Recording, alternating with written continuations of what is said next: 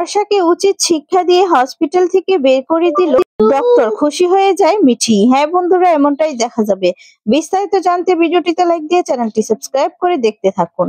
গল্পের শুরুতেই দেখা যাবে নতুন সবাইকে নিয়ে হসপিটালে চলে আসে আর তখন নতুন রিসিপশনে যায়। রিসিপশনে গিয়ে জিজ্ঞেস করে ডক্টরের কথা, যে সে আমাদেরকে আসতে বলেছিল সেই ডক্টরটা কোথায়। আর তখন বলছে, হ্যাঁ আপনারা এখানে বসুন, স্যার আমাকে বলে গিয়েছে আপনারা বসুন স্যার, পেশেন্ট দেখছেন তারপরেই আসবেন। আর এদিকে দেখা যায় ডক্টর পেশেন্ট দেখতে থাকে। তাকে ফোন করে জানানো হয় যে স্বতন্ত্র বোস ওরা এসেছে। আর তখন সে বলছে আমি কিছু পেশেন্ট আছে, একজনকে দেখেই আমি আসছি। আর তারপর দেখা যায় স্বতন্ত্র ওইদিকে রিসিপশনে সেই মহিলাটিকে জিজ্ঞেস করে যে রুদ্রপলাশ কেমন আছে। আর তখন বলে সে এখন ভালো আছে, স্যার বলেছে বিকালের মধ্যেই ওনাকে কিছু মেডিসিন দিয়ে ছেড়ে দিবে। সেই ডক্টরটা বলছে যে নেক্সট পেশেন্টকে পরে বলুন, আমি একটু আসছি, এই বলে স্বতন্ত্রদের কাছে আসতে থাকে। আর এদিকে দেখা যায় নতুন বলতে থাকে যে আসলে কি হয়েছে বলতো, আমি তো কিছুই বুঝতে পারি না, আমাকে তো বলছে যে এমন কিছু। নতুন দেখা যায় সেই ডক্টরের কথাটাই বলতে থাকে যে আসলে আমি যেই কলেজে পড়িয়েছিলাম সেখানকারই ছাত্র ছিল। বছরই আমাকে মানে আমার কাছে 1 বছরই পড়েছিল। এরপর তো এমবিবিএস জয়েন করবো। আমার সঙ্গে রেগুলার যোগাযোগ রাখে। সারপ্রাইজ যে ও এখানে আছে। দেখা যায় রিসিপশন থেকে সেই মহিলাটি বলছে, স্যার আপনার কি চা কফি কিছু খাবেন? আর তখন বলে না না কিছু খাবো না। আচ্ছা কমলিনী তুমি কি খাবে? এরপর বলে যে না এখন কিছু আপাতত লাগবে না। মিঠি তখন বলে আমাকে 1 গ্লাস জল দেবে? এরপরেই দেখা যায় 1 গ্লাস জল দিয়ে যায়। জলের ভিতরে একটু ময়লা। আর তখন বলে এ বাবা, জলের ভিতরে তো ময়লা। আর তখন বলে আচ্ছা যা মা তুই চেঞ্জ করে আন। আর তখনই চেঞ্জ করতে যায়। চেঞ্জ করতে তখন তো জলের দিকে তাকিয়ে থাকে। আর তখন ডক্টরটাও চলে আসে। সেই ডক্টরের সাথে মিঠি ধাক্কা খায়। আর ধাক্কা খেলে জলের গ্লাসটা নিচে পড়ে যায়। পড়ে যেয়ে ভেঙে যায়। এখন তো সবাই অবাক হয়ে হা করে তাকিয়ে থাকে ওদের দিকে। আর তখন এদিকে সেই ডক্টরটা কৃষাণু সেও রেগে যায়। রেগে গিয়ে মিঠির দিকে রাগান্বিত হয়ে তাকিয়ে থাকে। তখন সরি বলে। আর তখন সেই ডক্টর বলে সরি বললেই কি সবকিছু সমাধান হয়ে যায়? বলে দিলেন তো, ড্রেসটা ভিজিয়ে হাতে জলের বোতল নিয়ে যাচ্ছেন, একটু খেয়াল করে যাবেন আপনি এখানে আপনার পেশেন্টকে। হ্যাঁ কি ব্যাপার বলুন তো আপনার? আর তখন মিঠি বলে ইচ্ছে করে করিনি, বললাম তো সরি। আর তখন বলে ইয়েস, শুনুন শুধু সরি বললে না সবকিছু সমাধান হয়ে যায়। আপনার মাথায় রাখা উচিত যে আপনি কখন কোথায় হাঁটাচলা করছেন। আমার তো মনে হচ্ছে আপনি নিজের ড্রয়িং রুমে হাঁটাচলা করছেন, এমনটা করেই আপনি হাঁটছেন। আর তখন মিঠি বলে আমি জানি আমি আমার বাড়ির ড্রয়িং রুমে হাঁটছি না, আমি তো বললাম সরি, অ্যাক্সিডেন্ট ইজ অ্যাক্সিডেন্ট। আর তখন বলে যে নো, আপনি ইচ্ছে করেই কেয়ারলেসলি ভাবে হাঁটছিলেন, বুঝতে পেরেছেন? দেখা যায় নতুনের কাছে যায় আর গিয়ে বলে স্যার আপনার কি কেউ? আর তখন বলে হ্যাঁ আমার কেউ। এরপর বলে যে সরি স্যার সরি। আর তখন মিঠি এসে বলে হ্যাঁ এখন আমি নতুন কাকুর কেউ হই বলে আমাকে এখন আবার সরি বলা হচ্ছে? যা অপমান করার তা তো আমাকে করেই দিয়ে। ডক্টর বলে শুনুন আমি আপনাকে অপমান করিনি, আপনি ভুল করেছেন সেটাই আমি বোঝানোর চেষ্টা করেছি। তর্ক করে তো কোনো লাভ হবে না, আপনি স্যারের রিলেটিভ হতেই পারেন কিন্তু ভুলটা কিন্তু আপনারই ছিল। তখন মিঠি বলে আমি কোনো ভুল করিনি, অ্যাক্সিডেন্ট হয়েছে আর অ্যাক্সিডেন্টে কোনো ভুল আপনি যে তখনই ওখান থেকে আসবেন সেটা আমি কি করে জানবো? আর শুনুন যদি কেউ ভুল করে থাকে না তাহলে আপনাদের এই হসপিটালের মানে অডিটরি করেছে। আমি একটু জল চেয়েছিলাম, তার মধ্যে নোংরা বেশি আসছিল আর সেটাই আমি চেঞ্জ করতে গিয়েছিলাম। দেখতে দেখতেই যাচ্ছিলাম, দেখতে গিয়ে এত কিছু। ডক্টর বলে সেখানে কাঁচের টুকরোগুলো পড়ে আছে, অন্য কারো তো অ্যাক্সিডেন্ট হতে পারতো, তাই না? আর শুনুন এটা হচ্ছে ভিজিটিং রুম, বুঝতে পেরেছেন? এখানে পেশেন্ট রিলেটেড তারা আসতেই পারে, তাদের তো দুর্ঘটনা ঘটতে পারে। বলে ডক্টর একজনকে ফোন করে নেয়, সে যেন সেগুলো পরিষ্কার করে দেয়। এদিকে বলে বাবা কি রাগী ডক্টর। আর তখন কমলিনী বলে না না আমাদের মিঠিরও কিন্তু দোষ আছে। মিঠির তো দরজা দিয়ে এভাবে যাওয়াটা উচিত হয়, দরজাটাই তো আসা যাওয়ার পথ। আর তখন বাবিল বলে তাই বলে এতক্ষণ বলে চুপ কর বাবা চুপ কর, মনে হচ্ছে ভীষণ রাগী ডক্টর, শুনতে পেলে আবার রেগে যাবে। আর তখন দেখা যায় স্বতন্ত্র হাসতে থাকে। এরপর এদিকে পরিষ্কার করার জন্য একজন সুইপারও চলে আসে আর তাকে তখন দেখিয়ে দেয় যে কিভাবে পরিষ্কার করবে। এদিকে তখন এসেই দেখা যায় স্বতন্ত্রকে প্রণাম করতে যায়। আর তখন বলে এই না না প্রণাম করতে হবে না। আর তখন ডক্টর বলছে জি স্যার, আপনাকে আমি প্রণাম করব না? আপনাকে তো আমি মনে, মনে সবসময় প্রণাম করি। আপনার সাথে যে দেখা হয়েছে, সুযোগ পেয়েছি। আর আপনার পা ছুঁয়ে একবার প্রণাম করব না? তো মিঠি মুখটা বেঁকিয়ে দেয়। আর তখনই দেখতে পায় ডক্টর। দেখতে পেয়ে বলে, "এই দেখুন, আপনি আমার দিকে তাকিয়ে মুখ বেঁকালেন কেন?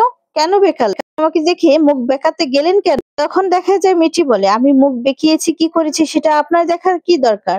না, আপনি আমার মুখের দিকে তাকিয়ে আছেনই কেন? সেটাই তো আমি বুঝতে পারছি না।"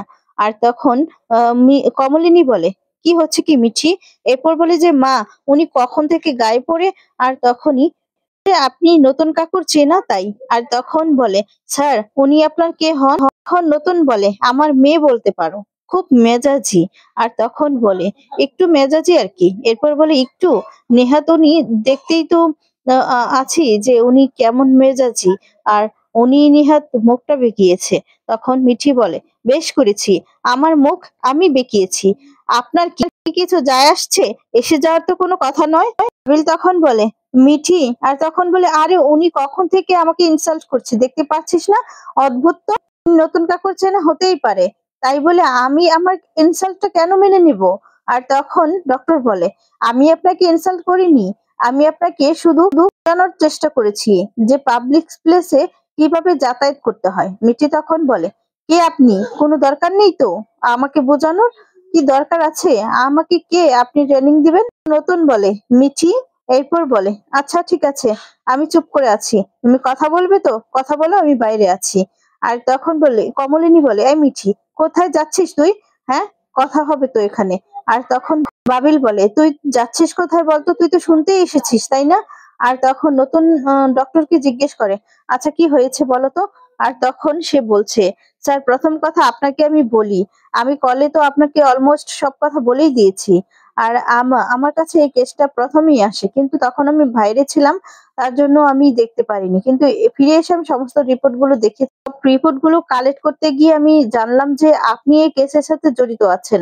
তার জন্যই আপনাকে আমি ডেকেছি। যে ভদ্র মহিলা, ওই ছেলেটির ওয়াইফ, উনি কিন্তু খুব খারাপ কথা বলেছেন। এটা থেকেই পয়জনটা নিয়ে আমাদের কথাবার্তা হলো। এগুলো নিয়ে টেস্ট করি। আর টেস্ট করে জানতে এমন কিছু হয়নি।" নতুন বলে, "তাহলে বলতে হবে যে অল্পের মধ্যেই গিয়েছে।" আর তখন ডক্টর বলে, "না।" বলে, "তাহলে?" এরপর বলে, "আমি রুদ্র পলাশের মা। আমি কি শুনতে পারি?" আর তখন বলে, "দেখেন, আপনার সাথে স্যারের কি রিলেটেড সেটা আমি জানি না।" আর তখন বলে, "তবে আমার কাছে আমার জীবনে স্যার হলো শেষ কথা। স্যার আদৌ জানেন কি জানেন না সেটা আমি জানি না। তবে আমি স্যারকে অনেকটা ভালোবাসি, অনেক ভালোবাসি। আমি মনে করি যে আমার জীবনে যা কিছু হয়েছে সবকিছুই স্যারের জন্যই হয়েছে। স্যারের সম্পর্কে কেউ যদি খারাপ কমেন্ট করে সেটা কিন্তু আমি অ্যাকসেপ্ট করতে পারব না। আমি স্যারকে এখানে ডেকে পাঠিয়েছি। আপনারা এখানে আছেন, ভালোই হয়েছে। বাকিদের পরিচয় জানতে পারি?" আর তখন কমলিনী বলে, "আমার ছেলে, মানে রুদ্রর ভাই।" আর তখন বলে, "এ হচ্ছে আমার মেয়ে, মিঠি।" তখন নতুনকে জিজ্ঞেস করে, "স্যার, আপনি ওনার সাথে কিভাবে রিলেটেড?" আর তখন বলে, "উনি আমার স্ত্রী।" বলে, "তার মানে এরা আপনার?" আর তখন বলে, "এরা আমার সন্তান তুল্য।" রুদ্রও তাই।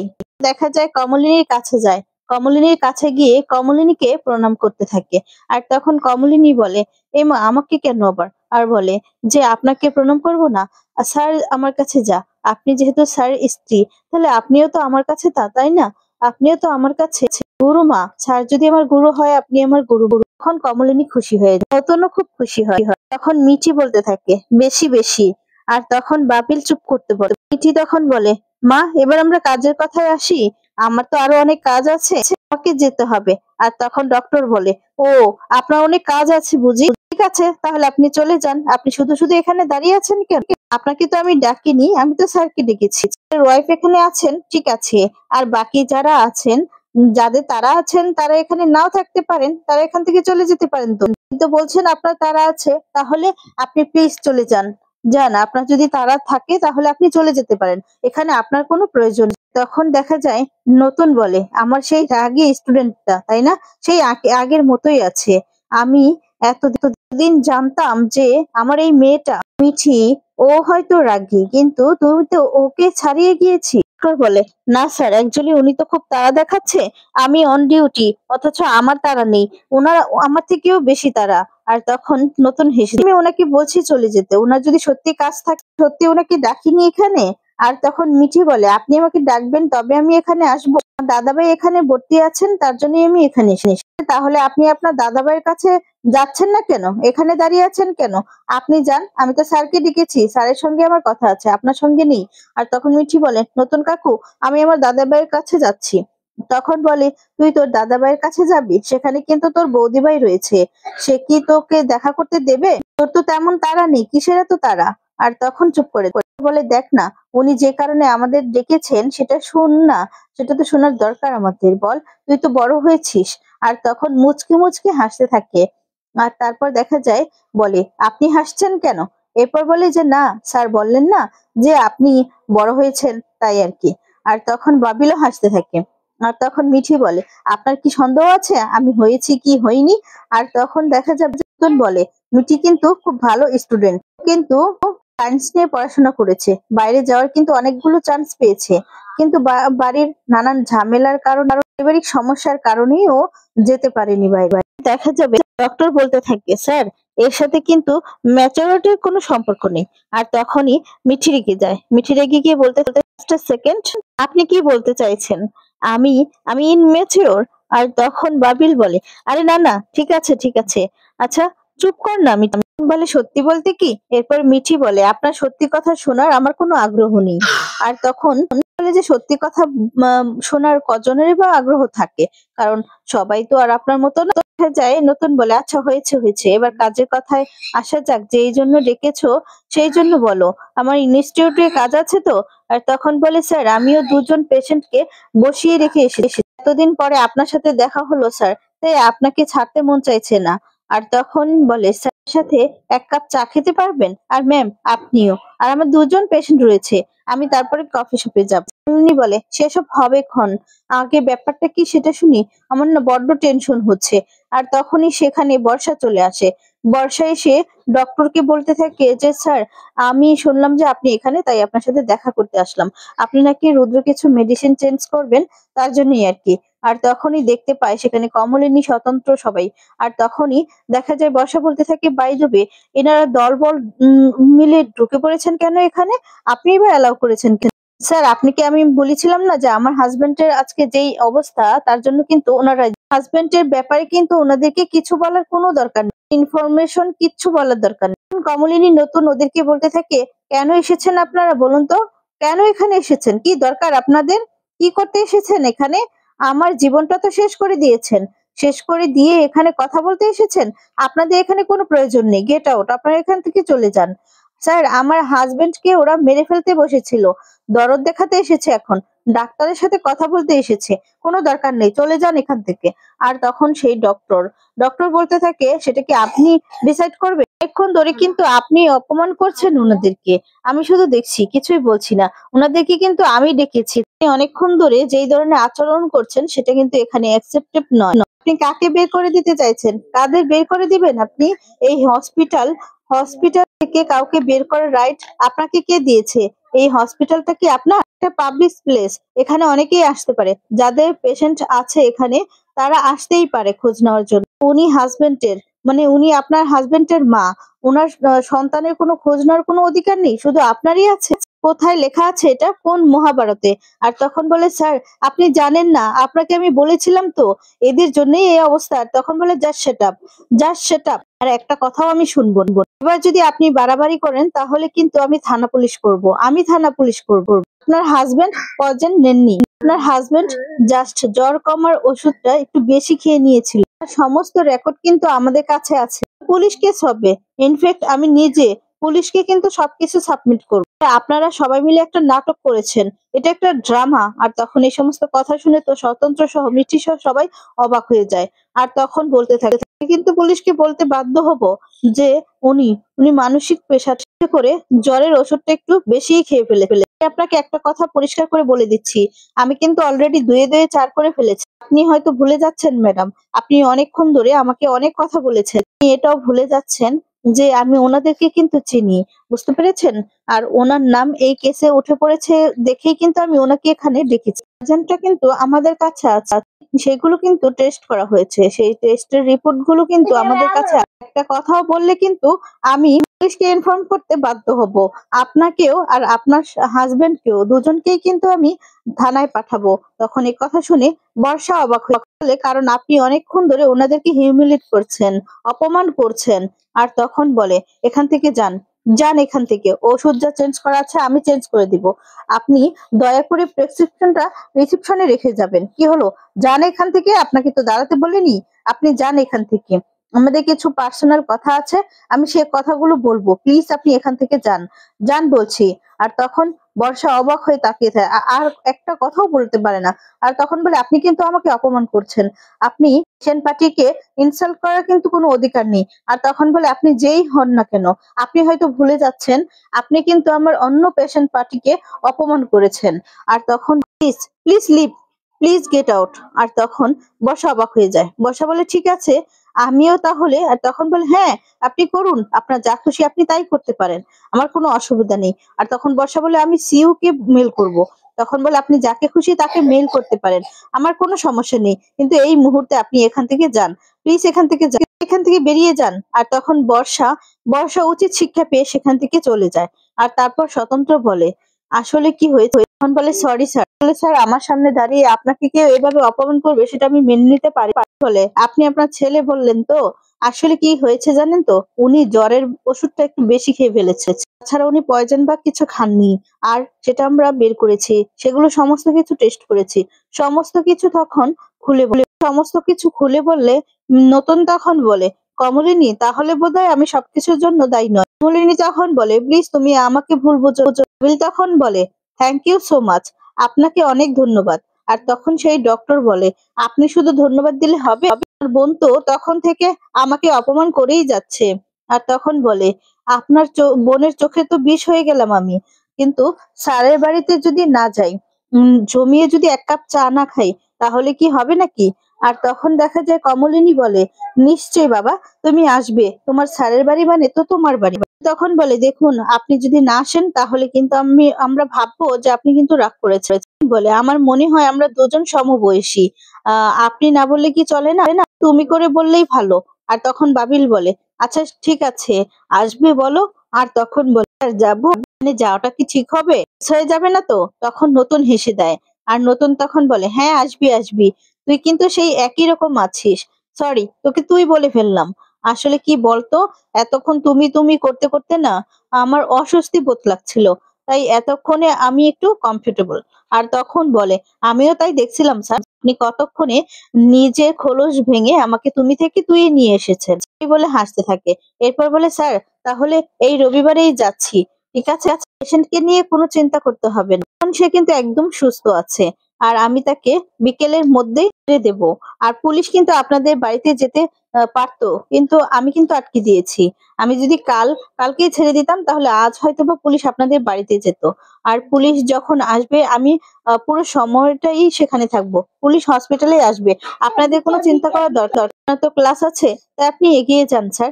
তখন দেখা যায় নতুন ধরে বলে, থ্যাংক ইউ সো মাচ। তখন কমলিনী বলে, তুমি যে আমার কি উপকার করলে? আর তখন ডক্টর বলে, না না, আমি তো আপনার কোনো উপকার করিনি, আমি শুধু সত্যিটাকে তুলে ধরেছি। আর তখন বলে, না গো, তুমি আমার অনেক বড় উপকার করলে, সত্যিটা তো সবসময় জানা যায় না, আর সত্যিটা না জানলে যে কত কিছু গন্ডগোল হয়ে যায়। তখন বলে, সত্যি অনেক উপকার করেছো, তাহলে কিন্তু দেখা হতো। দেখা যায় ডক্টর বলে, সবাই কিন্তু আমাকে ইনভাইট করেছে। মিঠিকে বলে, আপনি কিন্তু আমাকে ইনভাইট করলেন। তখন বলে, আমার ইনভাইট করাতে কি আপনার যাওয়া আটকে থাকবে? সকলে তো বলেছে, তাতেই হবে। আর তখন বলে, তাহলে আপনি চান না যে আমি যাই? এরপর বলে, আমি চাই বা না চাই, আপনি হবে না যে আপনি যাবেন, যাবেন তো? তাহলে আর যাই হয়ে যাক, আপনার যাওয়াটা তো আটকে থাকছে না। আর তখন দেখা যায় বলে, না একদমই না, স্যারের বাড়িতে তো আমি যাবই।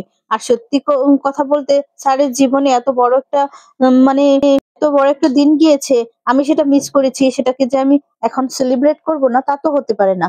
তখন স্বতন্ত্র বলে, তুই কিন্তু বড্ড ফাজিল হয়েছিস, ঠিক আগের মতোই তুই রয়েছিস। আর তখন হেসে দেয়।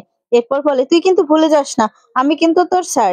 আর তখন বলে, স্যার আপনি কিন্তু একদিন আমাকে বলেছিলেন 18 বছর পর ছাত্র শিক্ষক সব কিন্তু বন্ধু, ঠিক আছে? আর তখন বলে, একদম ঠিক বলেছিস, আর বলে যে আচ্ছা ঠিক আছে, তাহলে আমরা আসি। ঠিক আছে? মিঠি কিন্তু এদিকে সেই ডক্টরের সাথে ঝগড়া করলেও মনে মনে কিন্তু তাকে ভালোবেসে ফেলেছে। ব্যবহার, আচরণ, ওদের প্রতি অনুভব কিছু দেখে নতুন বলে আচ্ছা তাহলে আসছি, এই বলে সেখান থেকে চলে যায়। তো বন্ধুরা, আজকে পর্বটি তোমাদের কেমন লেগেছে কমেন্টস করে জানিয়ে দাও। পরবর্তী আপডেট পেতে চ্যানেলটি সাবস্ক্রাইব করো। ধন্যবাদ।